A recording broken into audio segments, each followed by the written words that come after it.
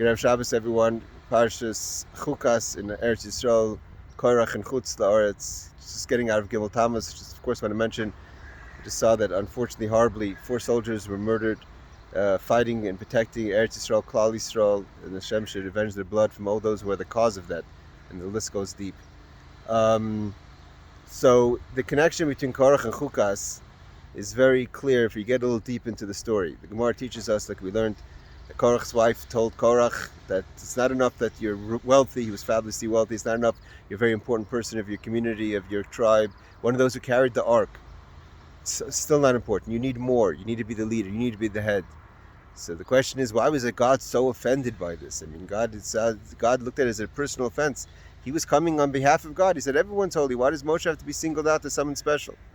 But the point is because leadership to Korach wasn't about the humility of to lead, the opportunity, like the Rambam says, a person should humble themselves to be a leader of the Jewish people. For Korach, it was another achievement, another way to mark his ego, like someone who celebrates a birthday party as the leader of the free world and marks it by cage fighting. I mean, that's not what a Jewish leader is about. That's not what Yiddishkeit's about. That's not what true leadership is about. Leadership is the humility, the humbleness, to be able to lead people, and especially to lead God's flock.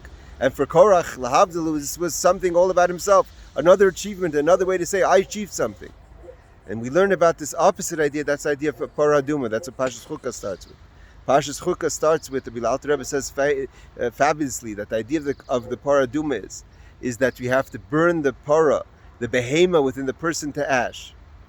The Alter Rebbe says an amazing idea, that everything about the character of the person is not the problem. We're not burning the character of the person. We're not destroying self. We're destroying what you've become.